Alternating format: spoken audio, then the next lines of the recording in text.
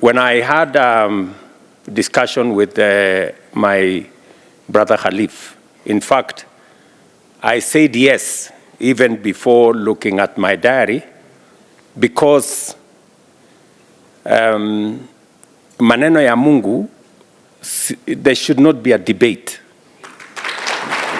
on matters to do with God.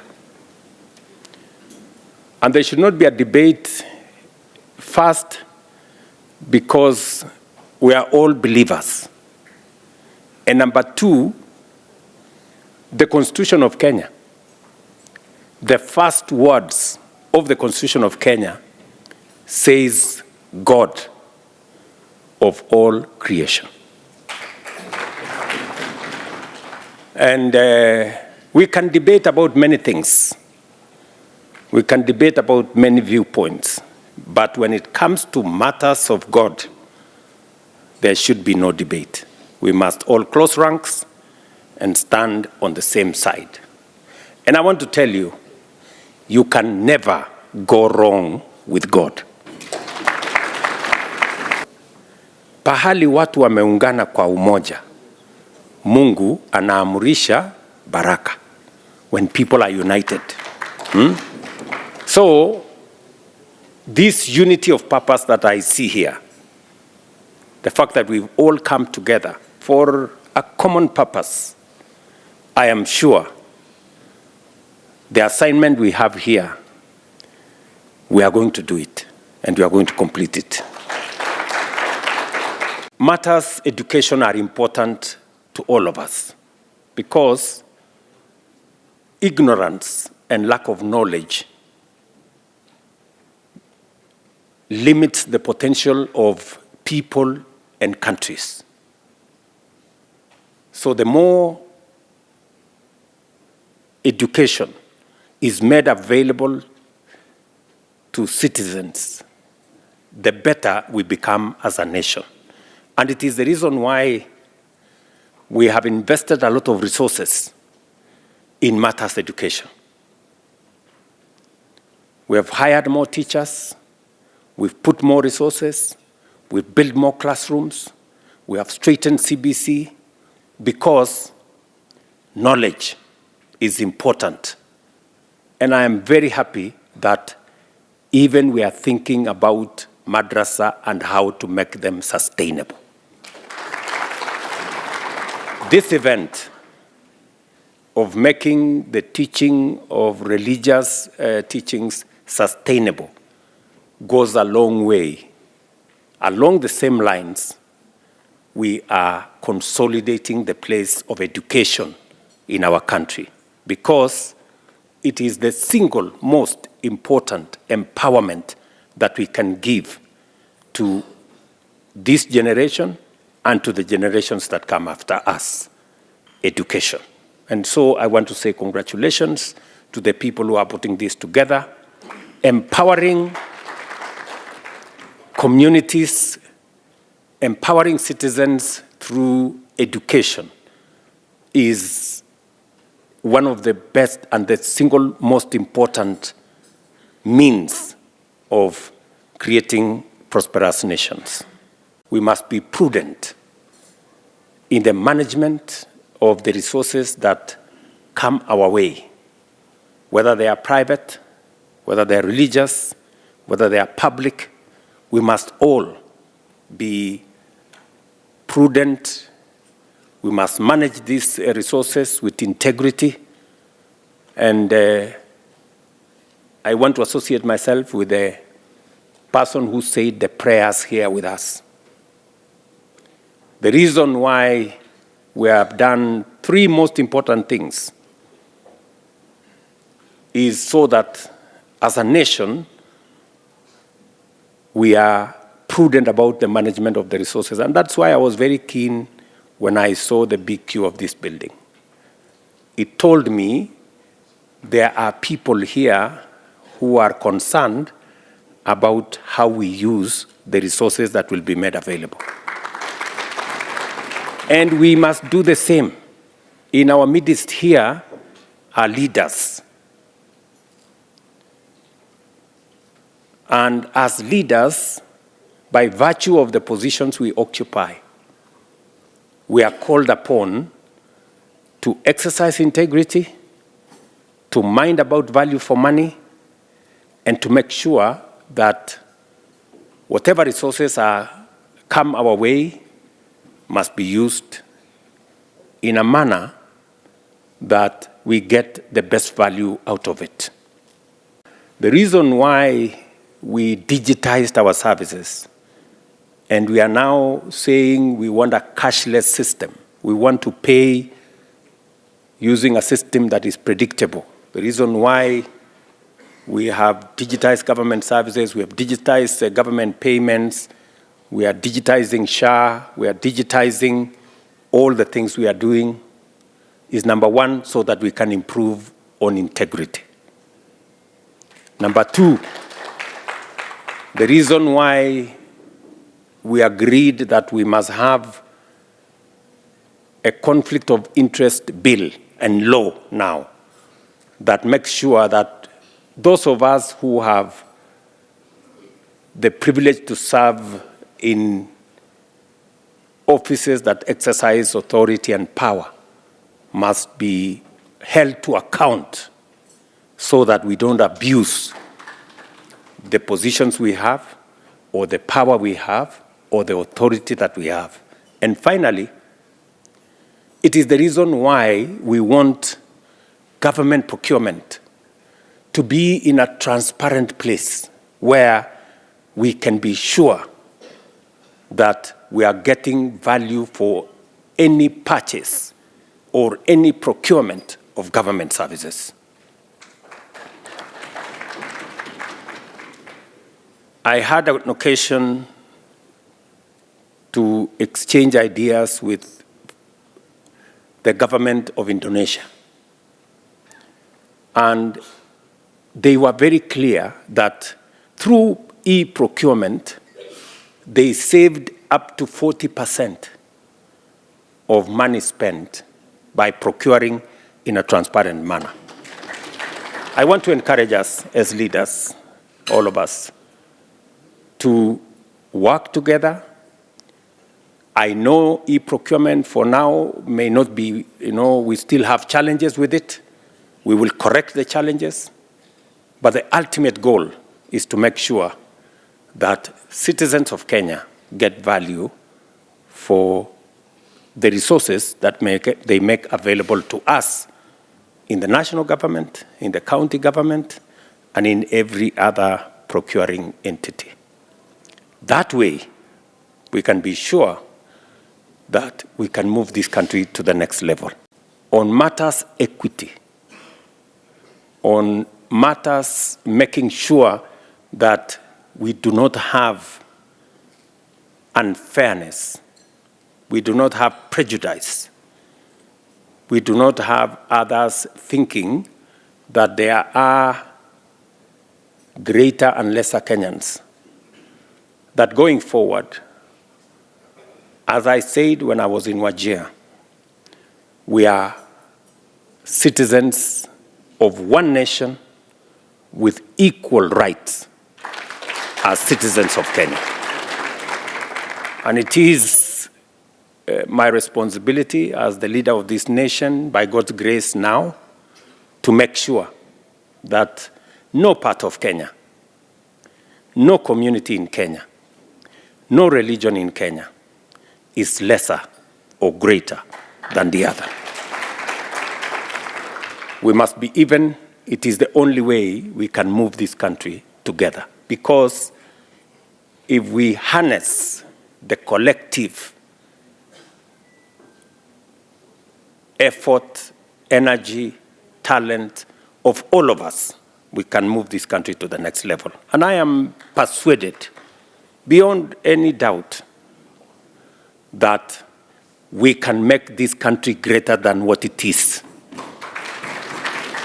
The future of our nation and the future of what I see as Kenya is in irrigation, is in building additional infrastructure, is in leveraging more energy, is in transforming more of our infrastructure.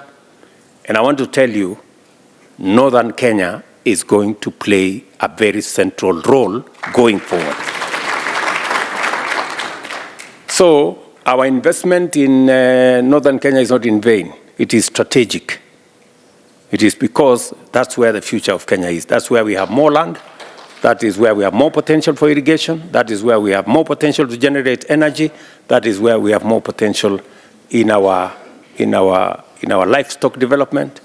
And I want to assure you that in the next few months, we will be thinking of how to get our country into a position where we borrow less, but use the assets we have, leverage on them. So I have confidence that we can transform this nation. Kenya is playing in the wrong league. We shouldn't be in the third world. Kenya should join the countries like Korea, like Singapore, like South Korea in the first world. And we can do it in our lifetime. Shida tumekuwa naye ni small vision. We are making peace with mediocrity and the average. Mungu atusaidie inshallah, hii nchi yetu tuibadilishe. And I am very confident about the future of this nation. And that is why I push the limits. People call me names. I am not bothered about calling me names. Oh, sijui nini, Sakayo, Kalonzo, sijui ingine naitwa nini, Kasongo, sijui nini. I'm not bothered. Shortly, you will see, hata kama uko unataka kukataa namna gani, you will see the transformation happening in our country. And that is what is important to us. Tunaelewana marafiki zangu? So, and I'm very proud that we are going to do this together. We are going to do this together. And that is why unity is very important. It is the reason why we have a broad-based government today, so that we can harness the energy, the talent, the expertise, the knowledge of as wider a Kenyan society as is possible, so that we can move this country together. I know in our country there are people who have, different opinion. And one of the problems you are facing, I know, is because you are working with this community. There are people in this country who are not happy about your relationship with this Somali community, Your Excellency. But these people, Your Excellency, are people who are hardworking, people who do their business, people who generate a lot in the economy. These are people who contribute so much to the GDP of this country, Your Excellency. So, Mr. Speaker, Your Excellency, you don't listen to any naysayers who are telling you that you should not work with this community, Your Excellency. This community, Your Excellency, is a strong community, and I can tell you, from what I am seeing, in 2027, the numbers of this community will determine the coming election. So, Your Excellency, I want to conclude by saying that my other community also is also doing very well. Now they are on board. And now we are part and parcel of the broad-based government. And the way things are moving, we shall reach together 2027 and beyond, God willing.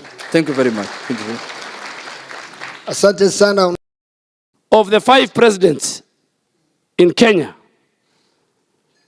the day you stood in Orehe in Wajir, and I was there with Governor Jir and many leaders.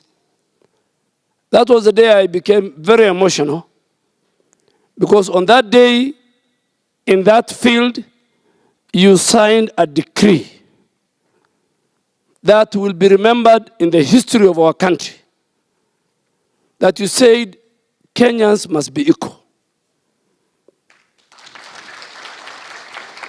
The citizenship of our country belongs to all Kenyans. This community, and many other communities even who live along the border, our brothers, the Maasai, the Kuria in Isabania, some of our brothers in Western near Busia, you said in accessing citizen documents, they must be equal. Today, Your Excellency, unajua nimewambia watu wengi hapa hasa jamii yetu, huyu Rais William Ruto ni tofauti when it comes to our community.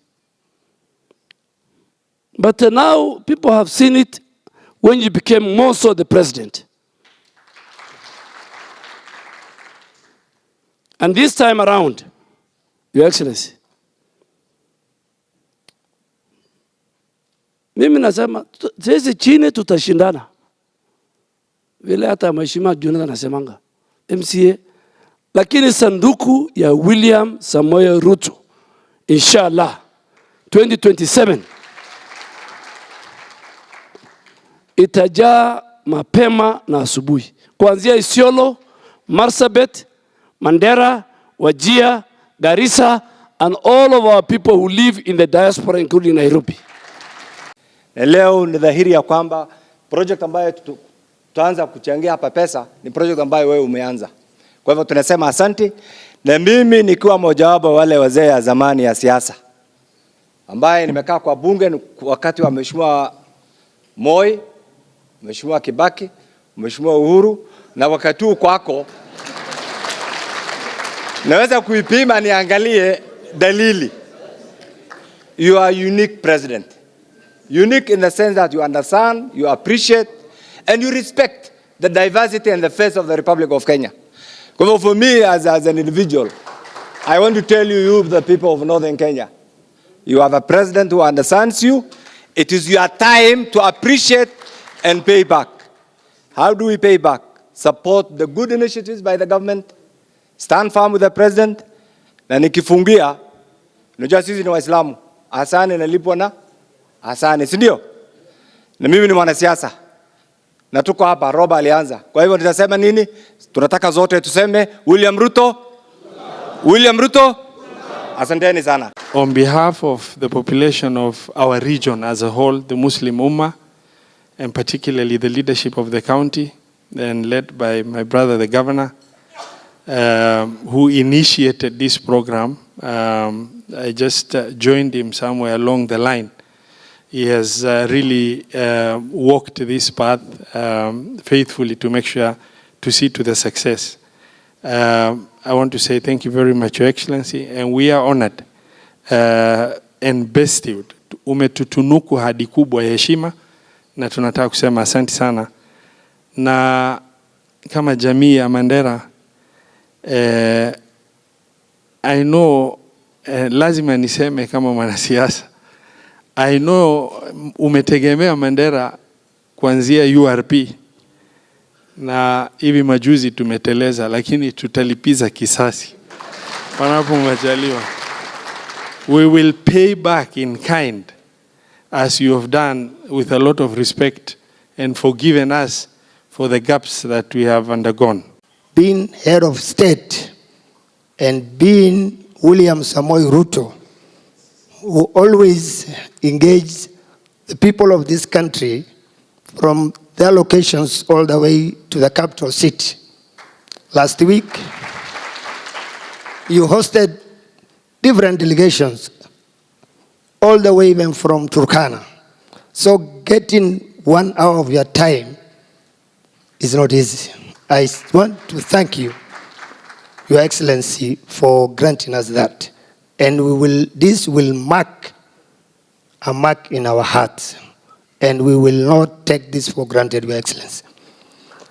And I remember one Saturday when I text you very early in the morning, and I said, Your Excellency, I came from Mandera, and I want to go back on Sunday.